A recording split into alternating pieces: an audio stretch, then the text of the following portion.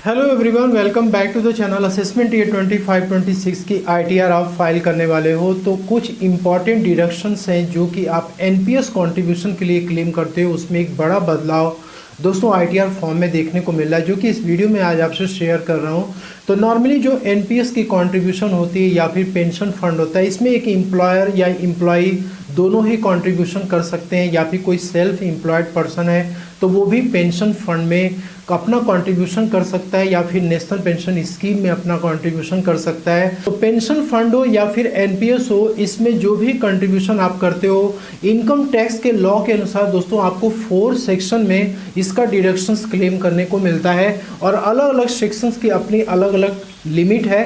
80CCC का deduction हो गया, 80CCD1 का हो गया, 80CCD1B का हो गया और 80CCD2 का हो गया।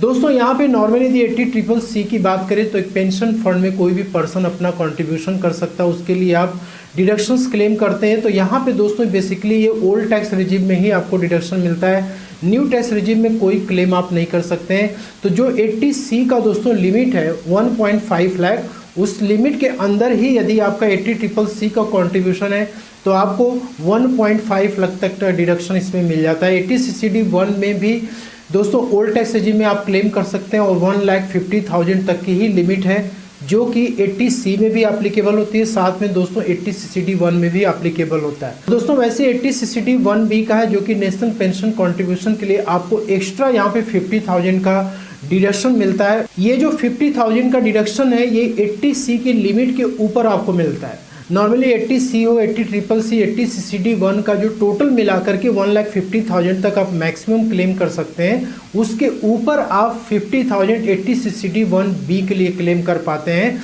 तो यहाँ पर भी दोस्तों ओल्ड टैक्स रिजिम में आपको डिडक्शन मिलता है लेकिन न्यू टैक्स रिजिम में नहीं मिलता है। तो नॉर्मली क्या होता है कि एनपीएस की कॉन्ट्रीब्यूशन में जो एम्प्लॉयर है यानी कि सेंट्रल स्टेट गवर्नमेंट वो कॉन्ट्रीब्यूशन करता है 80CCD2 में, तो उसका डिडक्शन यहाँ पे आपको मिलता है ओल्ड टैक्स रिजिम और न्यू टैक्स रिजिम दोनों में। और दोस्तों यहाँ पर ये है कि लिमिट जो है 14% of basic salary and DA है। इस लिमिट के अंदर ही आपका जो क्लेम होगा वो जस्टिफाइड होगा। तो सेंट्रल स्टेट गवर्नमेंट एम्प्लॉय के केस में 14% सैलरी यानी बेसिक और प्लस डीए दोनों को प्लस करने के बाद 14% तक आप क्लेम कर सकते हैं। न्यू टैक्स रिजिम में ही ये लिमिट है।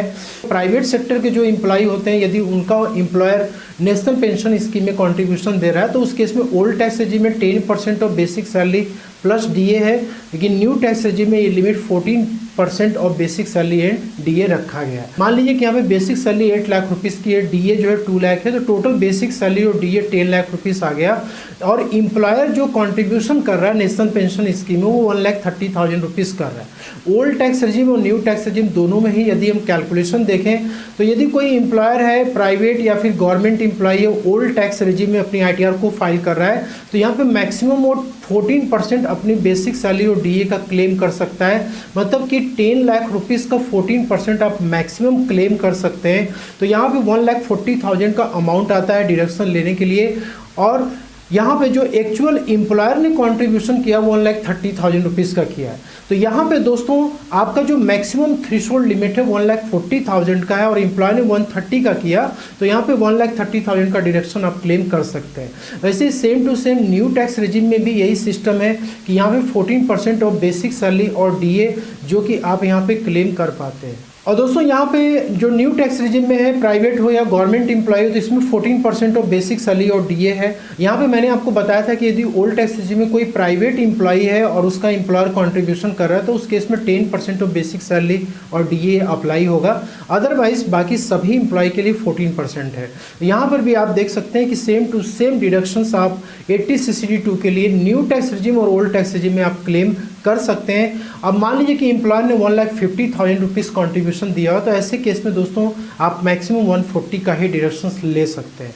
तो यहाँ पे क्या है कि असेसमेंट ईयर 25-26 में दोस्तों एक बड़ा बदलाव आपको आईटीआर फाइल करते समय देखने को मिलने वाला है।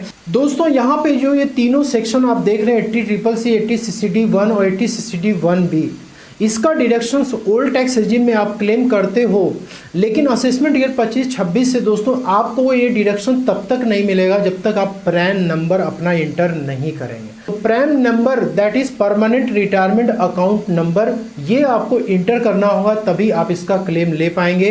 80 CCD2 के लिए आपको प्रैन नंबर इंटर करने की जरूरत नहीं है। तो आप जब अपनी एक्सेल यूटिलिटी को ओपन करते हो दोस्तों, तो यहाँ पर आपको सबसे ऊपर सिलेक्शन करना होता है कि आप अपनी ITR को कौन से रेजिम में आप फाइल कर रहे हो, ठीक है।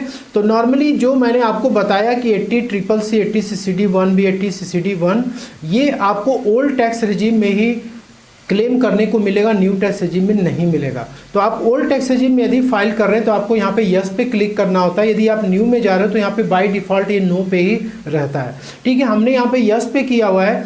तो यहाँ पे 80CCC का मैंने आपको बताया कि payment in respect of pension fund, यहाँ पे हमने अमाउंट इंटर कर दिया 80 CCD में, और 80 CCD1 में contribution to pension scheme of central government, 80 CCD1B में जो contribution to pension scheme of central government, यहाँ पे 36,000 हमने इंटर कर दिया। तीनों में अमाउंट इंटर करने के बाद दोस्तों यहाँ पे आप देख सकते हो कि असेसमेंट ईयर 25-26 से इन लोगों ने क्या किया हुआ है, यहाँ पे टैक्स पेयर का प्रैन नंबर मांगा हुआ है। ये जो अमाउंट आप इंटर करोगे, इस अमाउंट का डिडक्शन आपको तब तक नहीं मिलेगा जब तक कि आप अपना परमानेंट रिटायरमेंट अकाउंट नंबर इस बॉक्स में आप नहीं डाल देते।